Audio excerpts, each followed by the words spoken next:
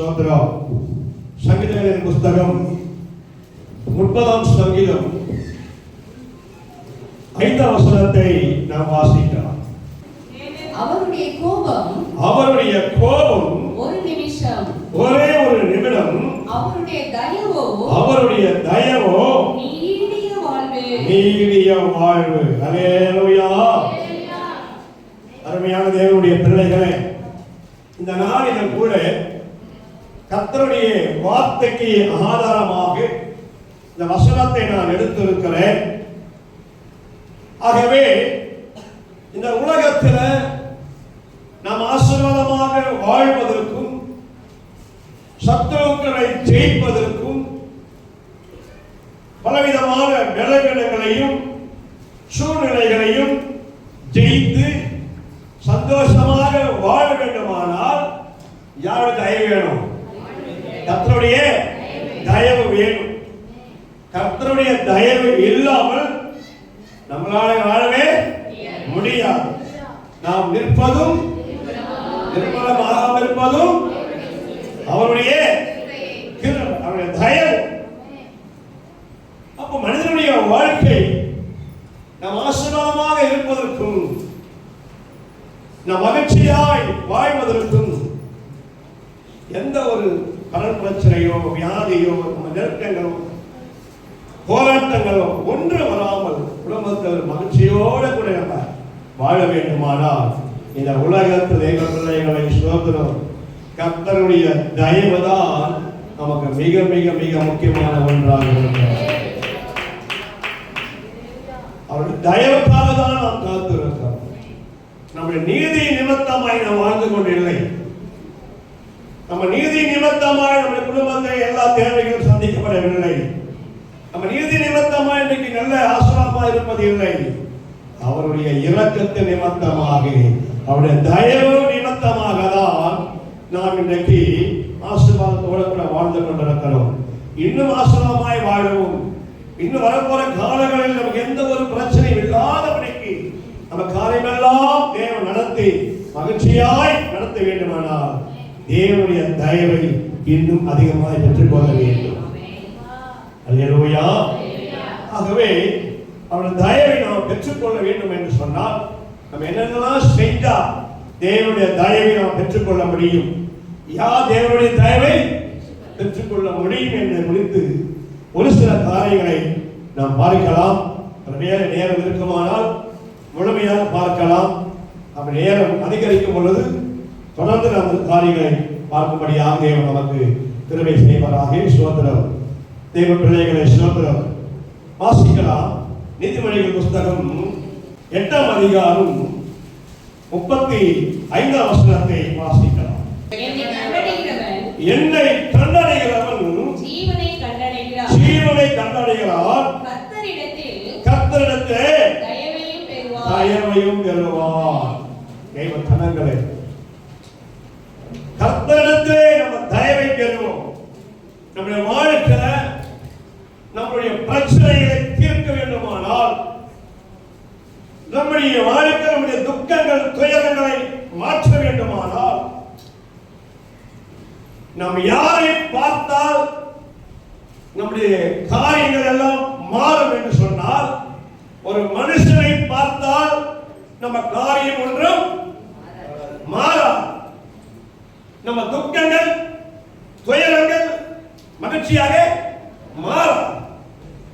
அப்ப யாரை பார்த்தா நமக்கு நம்ம துக்கங்களும் துயரங்களும் மாறும் என்று சொன்னால், யாருக்கு நமக்கு தயவு கிடைக்கும் என்று சொன்னால், கர்த்தரை கண்டடைகிற பொழுது, ஆமென், தேவனை தேடும் பொழுது, கர்த்தரை கண்டடைகிற நேரத்திலே நமக்கு ஏற்பட்ட நம்முடைய காரியங்கள் எல்லாம் ஒன்றுமில்லாமல் போக முடியாது. சத்துருவன் நமக்கு விரோதமாய் கொண்டு வந்த அத்தனை காரியங்களையும் ஒன்றுமில்லாமல் போக வேண்டுமானால் கர்த்தருடைய தயவு நமக்கு தேவைப்படுகிறது. அந்த கர்த்தருடைய தயவு நமக்கு தேவை என்று சொன்னால் அவரை காண வேண்டும் என்று ஆகவே யாருடைய பிரச்சனை தேவன் தீர்த்தார் என்று சொல்லி பார்க்கலாம். எஸ்தரின் புஸ்தகம் 9ஆம் அதிகாரத்தில் முதல் காரியமாக 21, 22 வாசியுங்கள்.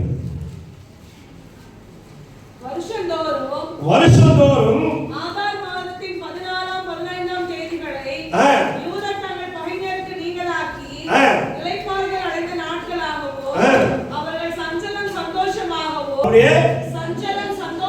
நல்லா கவனிங்க, அவருடைய சஞ்சலம் சந்தோஷமாகவும் அவர்கள் துக்கம் மகிழ்ச்சியாகவும் அவருடைய துக்கங்கள் மகிழ்ச்சியாகவும் மாறின நாளாகவும் ஆசிரித்துக் கொண்டிருக்கிறார்கள். ஹல்லேலூயா. கர்த்தருடைய பிள்ளைகளே, யூத ஜனங்கள் எல்லாம் ஆதார் மாதத்திலே ஒரு நாட்களை தேவன் அவர்களுக்கு என்று ஒரு காரியத்தை செய்தார். அந்த நாட்கள் என்ன சொன்னால் கர்த்தர் தயவு பாராட்டின நாள். ஆமென். தேவன் தயவு பாராட்டின நாள். பிசாசு அவருடைய குலத்தையே அழிக்கும்படியாக, யூத குலத்தையே அழிக்கும்படியாக, தேவனுடைய சமுதாயத்தின் மக்களை ஒன்றுமில்லாமல் ஆக்கும்படியாக பிசாசு ஆமானை ஏவி விட்டார். ஆமானை ஏவி விட்டு யூத குலத்தின் ஜனங்களை அழிக்க வேண்டும் என்று நினைத்தார்.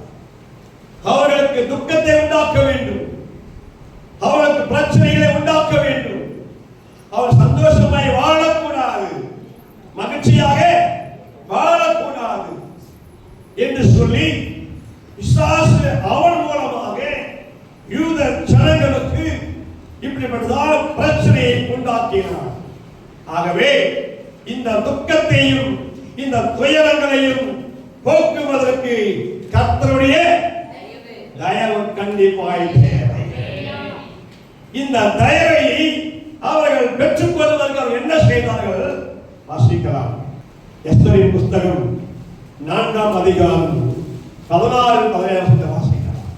நீ போய் சூசானில் இருக்கிற யூதரை எல்லாம் கூடி வர செய்து, யூதரை எல்லாரையும் கூடி வர செய்து 3 நாள் அல்லும் பகலும் புசியாமலும் குடியாமலும் இருந்து எனக்காக உபவாசம் பண்ணுங்கள். எனக்காக உபவாசம் பண்ணுங்கள்.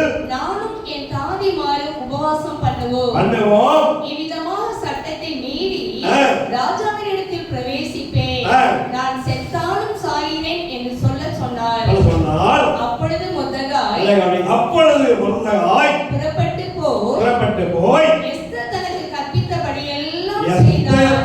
கற்பித்தபடியெல்லாம் அவன் செய்தார். அல்லேலூயா.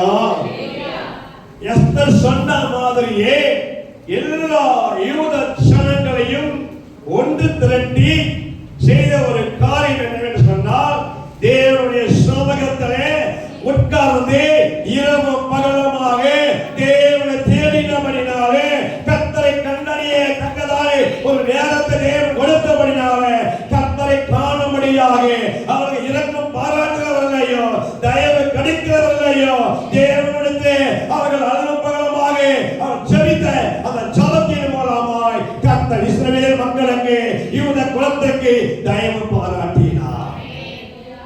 அல்லேலூயா. அந்த தயவு பாராட்டினபடினாலே அவருக்கு விரோதமாக வந்த காரியத்தை கீழே வாசிக்கிறோம். அவர் காரியத்தை எல்லாம் மாதலாய் முடிந்தது. தேவ ஜனங்களே, உனக்கு விரோதமாக வந்த காரியம், உன்னுடைய வாழ்க்கைக்கு பிரச்சனை வந்த காரியம், சஞ்சலங்கள், போராட்டங்கள், நெருக்கத்தின் காரியங்கள் எல்லாவற்றையும் உன்னை விட்டு ஓடி போக வேண்டுமானால், சஞ்சலத்தையும் துயரத்தையும் மகிழ்ச்சியாய் மாற்ற வேண்டுமானால், அது ஒரே ஒரு இடம் எது என்று சொன்னால் அது தேவ சமூகமாக இருக்கிறது. தேவ சமூகத்தில் வந்து யூதர்கள் எல்லாம் சேர்ந்து செபித்தபடினாலே பைபிள் சொல்லுது, இவ்வேக ஜாதி பிசாசு ஜபத்தினாலும் உபவாசத்தினாலும் வந்து ஒன்றுகளால் போகாது. ஆகவே தேவ பிள்ளைகளே, கர்த்தருடைய தயவை நாம் பெற வேண்டுமானால் தேவனுடைய சமூகத்தை உட்கார்ந்து செபித்தபடினாலே அந்த யூத குலத்திற்கு தேவன் சோத்திரம் துக்கத்தை சந்தோஷமாகவும் துயரங்களை மகிழ்ச்சியாகவும் மாற்றி கொடுத்த அந்த நாட்களை இந்த நாடுகளில் ஆசிரியப்படுவது போல இந்த காலத்திலே நம்முடைய வாழ்க்கையிலே பிரச்சனை அகற்ற வேண்டும் என்று சொன்னார், தேவனுடைய தயவு கிடைக்க வேண்டும் என்று சொன்னார். முதல் காரியமாக தேவனுடைய சமூக சமூகத்தில் அமர வேண்டும். ஆமென். அல்லேலூயா. தேவனுடைய சமூகத்தில் அமராமல் எந்த ஒரு ஆசீர்வாதத்தையும் பெற்றுக்கொள்ள முடியாது. சொன்னா பாருங்க, நான் செத்தாலும் சாகிறேன். ஆகவே பாருங்க, நீ தேவ சமூகத்தில் உபவாசிக்கும் நேரத்தில் எல்லாம் ஒரு புது பலனை ஒரு தேவன் கொடுப்பார் என்பதை மறந்து போகாதே. ஆமென். ஆமா, தேவனுடைய சமூகத்தில் வந்து உட்கார உனக்கே தெரியாம ஒரு புது பலனை கர்த்தர் கொடுப்பது மாத்திரமல்ல, உன் பிரச்சனை எல்லாம் மேற்கொள்ளக்கூடிய ஒரு சக்தி வாய்ந்த ஒரு பலனை கர்த்தர் கொடுக்க வல்லவராக இருக்கிறார். ஆமென். அல்லேலூயா. அதனாலதான் இஸ்ரவேல் மக்கள் எல்லாம் எந்த பிரச்சனை வந்தாலும் எங்க உட்காருவாங்க? ஆமா, எங்க நம்ப மாட்டாங்க. அவங்க எந்த இடத்துக்கு போவாங்க? அவங்களுக்கு பிரச்சனை அப்படின்னு சொன்னா அவங்களுக்கு தெரிஞ்ச ஒரே ஒரு இடம் தேவஸ்தலம், தேவ சமூகம். அந்த தேவ சமூகத்தில் உட்கார்ந்து செபித்தால் கர்த்தருடைய தயவை கற்றுக்கொள்ளுவார். ஆமென். இந்த கால வேலை தேவ பிள்ளைகளே, ஒரு காரியத்தை எல்லாவற்றுக்கும் ஜெயம் எடுக்கணும். உன் வேலையில ஜெயம் எடுக்கணும். உன் வேலையில அதிகமாக சம்பாதிக்கணும். வருமானங்கள் பெருகணும். என் குடும்பத்தில் உள்ள கண்ணீர் கவலை மாறணும். என் நெருக்கங்கள் மாறணும். கடன் பிரச்சனை மாறணும். என் நிந்தை மாறணும். என் வாழ்க்கைக்கு அத்தனை போராட்டங்கள் மாறணும். தடைகள்லாம் உடைக்கப்படணும். பணம் எனக்கு நிறைய வரணும் அப்படி என்று சொல்லி நினைக்கிற மக்கள் எல்லாம் எங்க போக வேண்டும் என்று சொன்னால் தேவ சமூகத்தில் உட்கார வேண்டும். அல்லேலூயா. அப்படி உட்கார்ந்தால் மாத்திரம்தான் தேவனாய் கர்த்தருக்கு தயவு பாராட்டுவார். சத்துருவின் கிரியைகளை மேற்கொள்வார். இஸ்ரவேல் மக்கள் எல்லாம் சத்துருவை மேற்கொள்ள முடியாது. தன் உயிருக்கே ஆபத்து வந்துவிட்டது. தன் உயிருக்கு ஆபத்து. சட்டம் ஏற்றப்பட்டது. என்ன பண்ணணும்? இவரையும் அழிச்சிடணும். சட்டம் ஏற்றப்பட்டது. அந்த சட்டத்தையும் மாற்றக்கூடிய கர்த்தர் நம்ம தேவனாக இருக்கிறார். அல்லேலூயா. தேவ ஜனங்களை முடிந்து போனது நினைக்காது. முடிந்த இடத்துல தான் ஆரம்பமாக இருக்கும். ஆமென். இந்த மாசத்தினுடைய யாழ்ந்த வசனம் என்னங்க?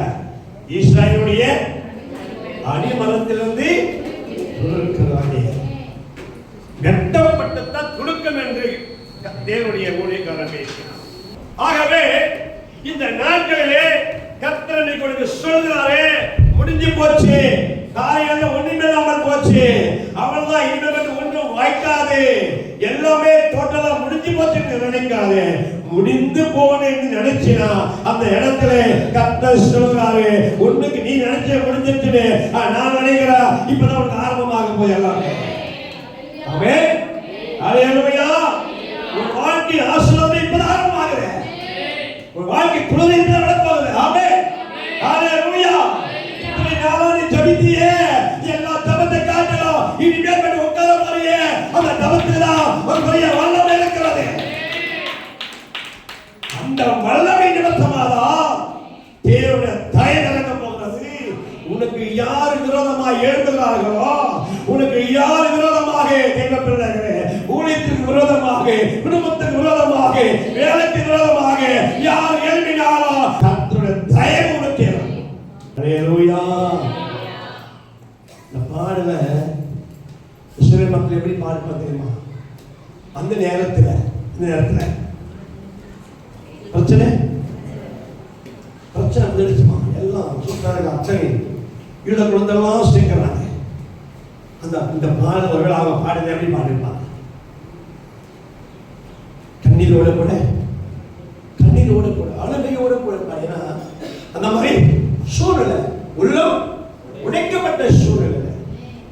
உலகத்துல எல்லா எங்களும் வந்துட்டாங்க. எல்லாமே எங்களுக்கு விரோதமா இருக்கு. சூழ்நிலை விரோதமா இருக்குது. அந்த பக்கமும் விரோதம், இந்த பக்கமும் விரோதம், எல்லா பக்கமும் விரோதமாக இருக்கிறது. இக்கட்டான ஒரு சூழ்நிலை இருக்கிறது. சுவாமி, எங்கள் தயவு பாராட்டும் ஐயா என்று சொல்லும் பொழுது உள்ளத்தின் ஆழத்துல பாடியிருப்பாங்க. அந்த பாட்டு அவனுக்கு தெய்வ பாராத பாட்டாக இருந்தது. ஆமென். அல்லேலூயா. நீங்க சொல்லுங்க, எல்லாம் சேர்ந்தீங்கன்னா ஒருவேளை உன் தகப்பனும் தாயும் உறவுகளை மறந்திருக்கலாம். அவன் தேவன் நீ ஆராதிக்கிற கர்த்தர் உன்னை மறக்காதபடிக்கு உன் பிள்ளைகளுக்கு உன் கணவனுக்கு உன் மனைவிக்கு தயவு பாராட்டி இன்னைக்கு மகிழ்ச்சி ஆசீர்வாதமா இருக்கிறிய. அது காரணம் தேவனை மறக்காதபடிக்கு உனக்கு தயவு பாராட்டினபடினால. ஆமென். ஆமென். மீண்டும் உனக்கு பிரச்சனை வரக்கூடாது என்று சொன்னான். மீண்டும் மீண்டுமா வாழ்க்கை போராட்டம் வரக்கூடாது சொன்னான். நீ தேவன் தயவை பெற்றுக்கொள்ள வேண்டும் என்று சொன்னார். இன்னைக்கு நீ பாண்டோம், என்னை மறவா ஈஸ்வரா உங்கள் தயவா என்னை தயவு தேவையா? என்னை மறவா ஈஸ்வரா உங்கள் தயவா அல்லேலூயா. நம்ம வாழ்க்கையை நடத்துவதற்கு, நம்ம குடும்பத்தை நடத்துவதற்கு சொல்றோம், குடும்பத்தையே நடத்த முடியலைங்க. குடும்பத்தையே நடத்த முடியல. சம்பளம் வாங்குறோம், 5ஆம் தேதியே நாளே குடும்பத்தை என்ன பண்ண முடியல, நடத்த முடியலைங்க. 4 பேரையும் நடத்த முடியலையே இல்லையா? 4 பேரையும் நம்ம நடத்த முடியல, நடத்த முடியலையே. 6 லட்சம் புருஷர்களை 6 × 6 இப்பதான் 2 அப்பதான் டசனு. அல்லேலூயா. இப்பெல்லாம் பார்த்தீங்கன்னாக்கா இப்பெல்லாம் 2 தான் போதையா. அல்லேலூயா. ஆமா, நாம் இருவர் நமக்கு இருக்கு, அது மட்டும் போதும். ஆகவே தேவ மக்கள் அப்புறம் 6, 12, 22 இப்படிதான் போகும். நம்ம வீட்டுல 4 தான்யா. நம்ம சொல்றோம், ஆனா இந்த குடும்பத்துக்கு நடத்தவே முடியலைங்க. சம்பளமே 22 பெத்து 12 பெத்து கரை சேர்த்து இருக்கிறாங்க. 2 கரை சேர்க்க முடியாம கஷ்டப்படுறோமே. 22 கரை சேர்த்துக்கிறாங்க, 12 கரை சேர்த்துக்கிறாங்க. ஐயா அன்னைக்கு இன்னைக்கு இருக்கிறாரு. அதை மறந்து போவாத. உன்னை மறக்காத தெய்வம் ஏசுநாதரையா. அவன் தயவு அப்ப மட்டும் இல்லையா, இப்ப இருக்கிறீங்க. ஆமென். சந்தோஷமா இருங்க. ஆமென். அல்லேலூயா. எந்த பிள்ளை கத்த கொடுத்தாலும் அந்த பிள்ளைக்கு கத்த கிருபை பாராட்டுவார். எல்லாவற்றையும் கிருபை பாராட்டுவார். ஆமென். அல்லேலூயா. நீங்க பாட்டு என்னன்னா, என் பிள்ளைக்கு தயவு பாராட்டுங்க. என் குடும்பத்துக்கு என்ன பண்ணுங்க, தயவு பாராட்டுங்கப்பா. என் வேலை என்ன பண்ணுங்க, தயவு பாராட்டுங்க. ஆகவே இந்த உலகத்திலே நம்ம எப்பவுமே தெளிவா இருக்கணும். நம்ம தெளிவா இருக்கிறோம்னா நம்ம இது கூட தான் இருக்கணும். அல்லேலூயா. ஆமா, இது கூட நம்ம ஒரு நாள் இருக்கக்கூடாதுங்க. இது கூட ஒரு நாளும் இருக்கக்கூடாது. நம்ம இது கூட இருந்தோம்னா நம்ம தெளிவா இருப்போம். ஆமென். இஸ்ரவேல் ஜனங்கள் எல்லாம் இந்த கர்த்தருடைய வார்த்தையோட தேவனோடு இருந்தார்கள். அதனால எந்த பிரச்சனை வந்தாலும் எங்க வருவாங்க, தேவனுடைய சமூகத்திலே உட்காருவாங்க. லெப்டுடுத்தி நம்ம நிறைய நீங்க படிச்சு பாருங்க. யாருக்கெல்லாம் பிரச்சனைகள் என்று சொன்னால் நம்ம உடனே லெப்டுடுத்தி சாமியில உட்காருவாங்க. லெப்டுடுத்தி சாமியில உட்கார்ந்து ஆண்டவரே எங்களுக்கு என்ன பண்ணுங்க, தயவு பாராட்டுங்க என்று சொல்றாங்க. அந்த கூக்குரலானது, அந்த சமமான சத்தமானது கர்த்தருடைய உள்ளத்தை தொடும். தேவன் அவர்களுக்கு இரக்கம் பாராட்ட, தயவு பாராட்ட இறங்கி விடுவார்.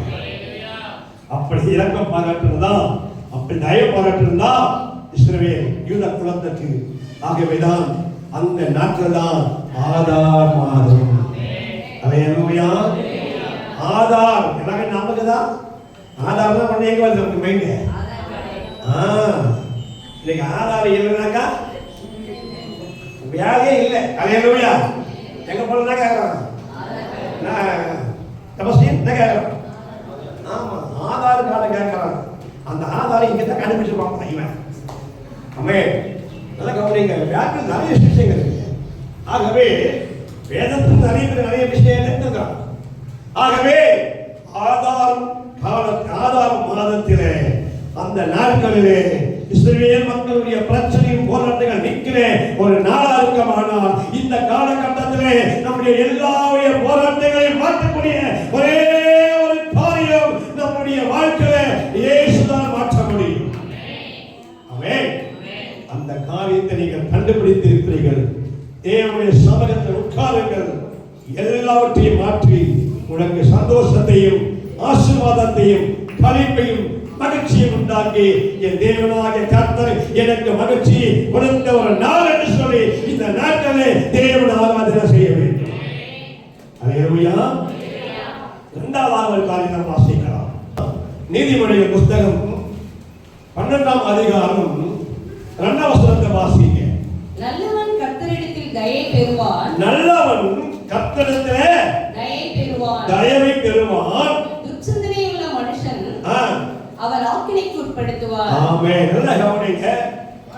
யார் தயவு பெறுவான்? நல்லவன். நல்லவன் கர்த்தரிடத்திலே தயவை பெறுவான். அப்போ ஆண்டவருடைய பார்வையில என்ன பண்ணணும்? இவன் நல்லவன், இவன் உத்தமன், இவன் சரியா இருக்கிறவன் என்று சொல்லி கர்த்தருடைய பார்வைக்கு நம்ம என்ன பண்ணணும்? உண்மையானவனாக நல்லவனாக இருக்க வேண்டும். ஒரு கம்பெனியில வேலை செய்யறோம், ஒரு கம்பெனிலேயோ ஒரு வீட்டிலேயோ காரியங்களை வேலை செய்யறோம். அந்த ஓனர் மத்தியில நமக்கு தயவு கிடைக்கிறதுனால நம்ம என்ன பண்ணணும்? என்ன பண்ணணுமா? அங்க உண்மையாக இருக்கணும். நம்ம அவர்களுக்கு நல்லவர்களாக இருக்கணும். நம்ம அவர்களுக்கு நல்லவர்களாக அவங்க மனசுக்கு ஏற்ற மாதிரி நம்ம நடந்து கொள்ளணும். அப்படி நடந்து கொண்டாதான் என்ன கிடைக்கும்? என்ன கிடைக்கும்? நன்மை, தயவு கிடைக்கும். ஆகவே அப்ப நம்ம அந்த இடத்துல நம்ம நல்லவர்களாக நடக்கல, நம்முடைய செயல் நமக்கு சுதந்திரம் அவர்களுக்கு வேதனை உண்டாக்குதுன்னு சொன்னால் அந்த இடத்தில் நம்ம இருக்கவே முடியாது. நம்ம குரத்தை அழிச்சுடுவார்கள் தேவ சனங்களே. ஆகவே அந்த இடத்துல நமக்கு தயவு கிடைக்காது. அங்க என்ன நமக்கு கிடைக்கும்னாக்கா தண்டனை கிடைக்கும். கிடைக்குமா? என்ன கிடைக்கும்? அங்க தண்டனை கிடைக்கும். ஏன்னா நீ அங்க என்னன்னா உன் சுபாவம் இருக்க நல்ல சுபாவம் இல்லாமல் தீய சுபாவம் இருக்கிறபடினாலே அந்த தீய சுபாவத்தின் நிமித்தமாக நீ செய்த தவறுகள் நிமித்தமாக உனக்கு தயவு கிடைக்காது, தண்டனை தான் கிடைக்கும். ஆகவே தேவ பிள்ளைகளை ஸ்தோத்திரம். ஆகவே தான் பைபிள் சொல்லி பாருங்க, வாசித்து பாருங்க. நீதிமொழிகள் புத்தகம் 13ஆம் அதிகாரத்தில்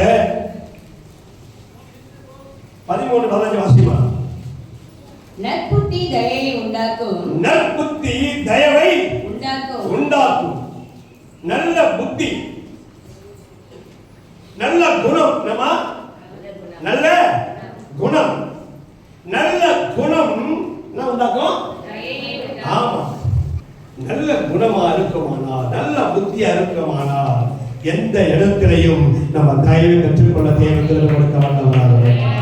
அல்லேலூயா. வாசித்து பாருங்க. ரூத்தின் புத்தகம் 2ஆம் அதிகாரம் 10ஆம் வசனம் வாசிமா. அப்பொழுது அவர் தரையிலே முகங்குப்புற விழுந்து வணங்கி, நான் அந்நிய தேசத்தாரா இருக்க நீர் என்னை விசாரிக்கும்படி எனக்கு எதினாலே உம்முடைய கண்களில் தயை கிடைத்தது என்றார். எதினாலே உன் கண்ணிலே தயவு கிடைத்தது என்றார். இப்போ 11 வாசிமா. உன் செய்கைக்கு தக்க பலனை கர்த்தர் உனக்கு கட்டளையிடுவாராக. ஆமென். ஹல்லேலூயா. தேவ ஜனங்களே ஸ்தோத்திரம். ஆகவே இங்க பார்த்தீங்கன்னாக்கா அதே சமயத்துல ரூத் 3:10 வாசிமா பார்க்கலாம். அதற்கு அவள், மகளே, நீ கர்த்தரால் ஆசீர்வதிக்கப்படுவாயாக. நீ கர்த்தரால் ஆசீர்வதிக்கப்படுவாயாக. நீ தரித்திரரும் ஐஸ்வரியவான்களுமான வாலிபர்களின் பிறகே போகாததினால் உன் முந்தின நற்குணத்தை பார்க்கிலும்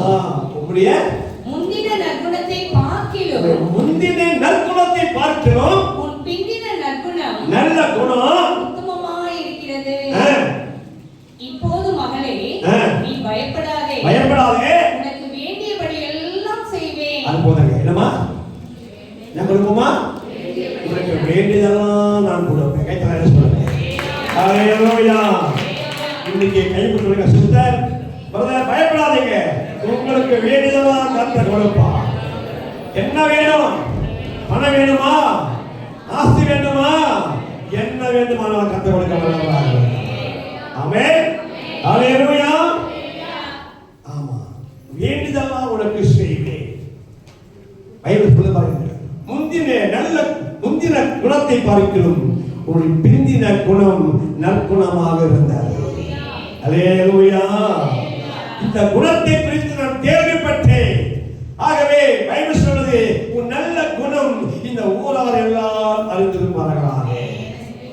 3ஆம் அதிகாரத்திற்கு வாசிக்கிறோம். வாசித்தீங்கன்னாக்கா உன்னுடைய குணத்தை குறித்து இந்த ஊரார் எல்லாம் அறிந்திருப்பார்களாக. ஜனங்களே, ஆகவே பைபிள் சொல்லுது பாருங்க, நம்ம நல்ல குணத்தை கண்டு அவராலே நம்ம தயவை பெறுவோம். நல்லவன் தேவ சமூகத்திலே தயவை பெறுவான்.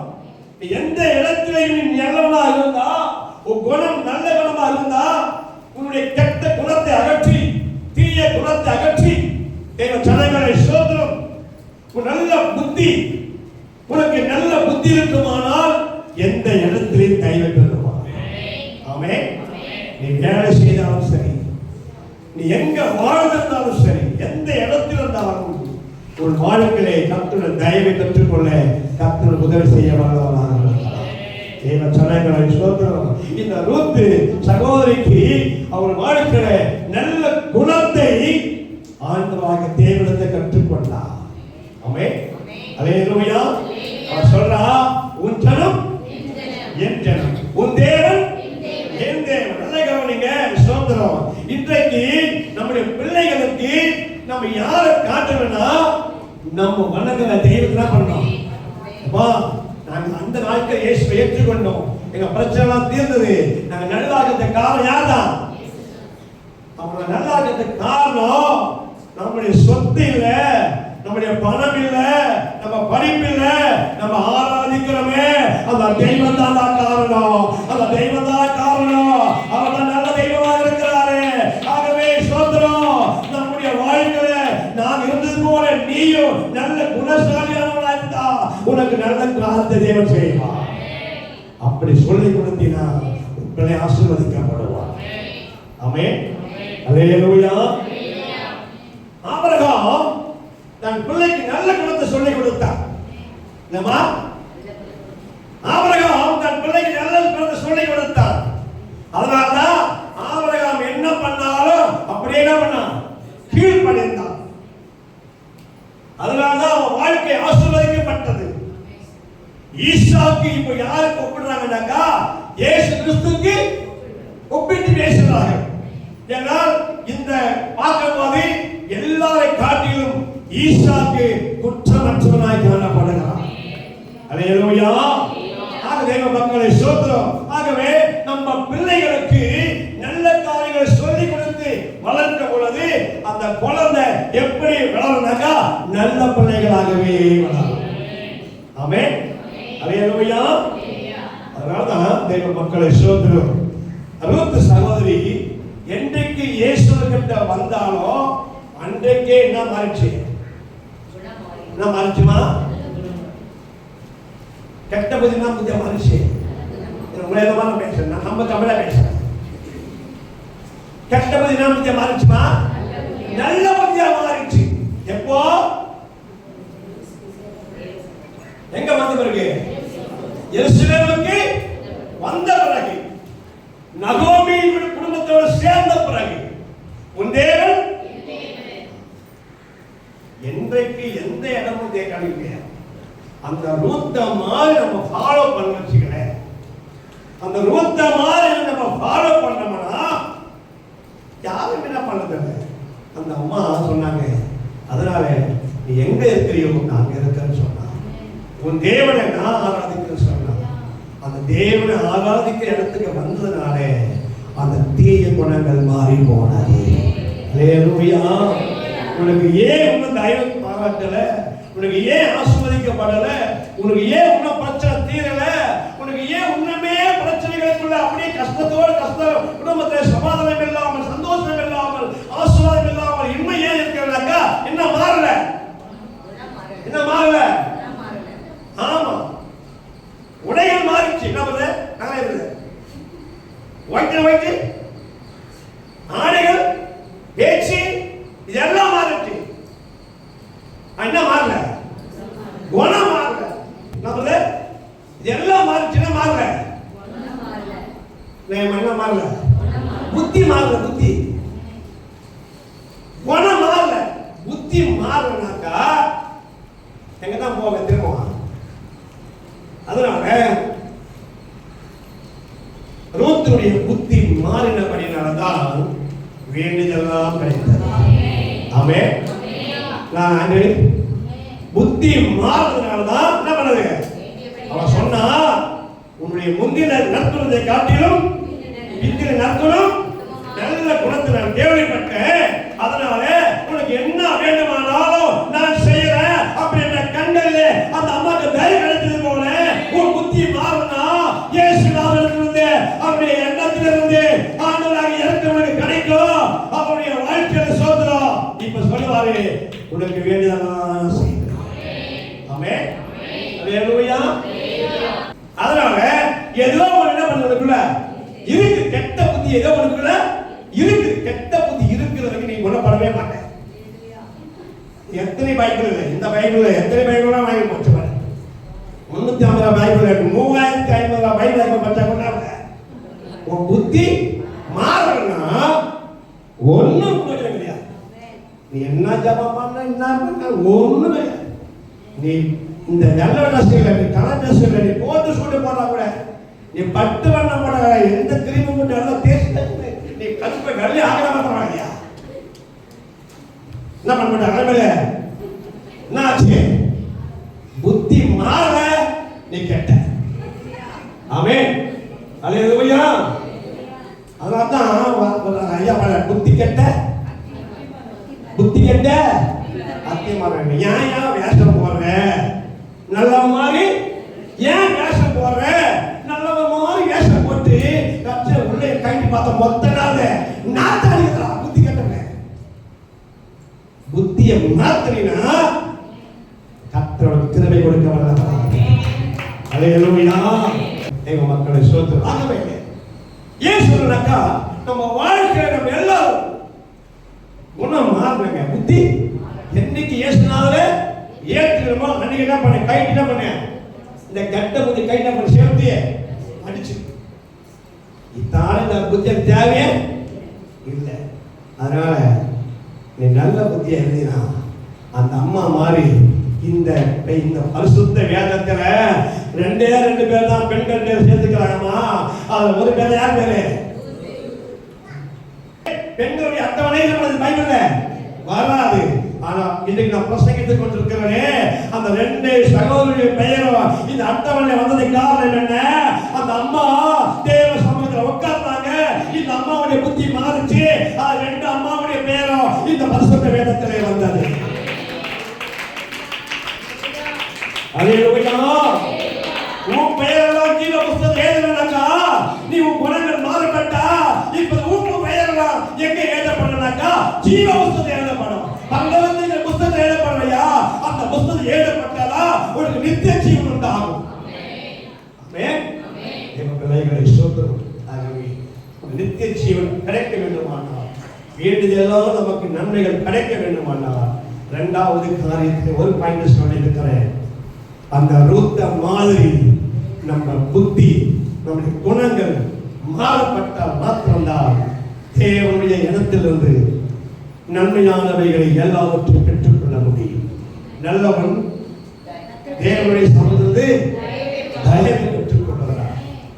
போவாசு ரூத்தை பார்த்து சொல்றான், சகோதரியே உன் முந்தின குணத்தை காட்டிலும் உன் பிந்தின குணம் நற்குணமாக இருந்தபடினாலே உனக்கு வேண்டியதெல்லாம் நான் உனக்கு கொடுப்பேன் என்று அந்த போவாஸ் சொன்னது போல இந்த இயேசு கிறிஸ்துவாகிய தெய்வம் உன்னை பார்த்து சொல்றா, உன் குணம் மாறும் என்று சொன்னான். நான் வேண்டியதெல்லாம் உனக்கு செய்யும்படியா நான் உனக்கு தயவு பாராட்ட வல்லவராக இருக்கிறேன். தேவன் நமது வார்த்தைகளை ஆசீர்வதிப்பாராக. அடுத்த காரியங்களை அடுத்த வாரத்திலிருந்து பார்க்கலாம். தேவ பிள்ளைகளே, கர்த்தருடைய தயவை எப்படி பெற்றுக்கொள்ள முடியும் என்பதற்கு 2 காரியத்தை பார்த்திருக்கிறோம். அது தொடர்ந்து காரியங்களை பார்ப்போம். தேவன் நமது வார்த்தைகளை ஆசீர்வதிப்பாராக.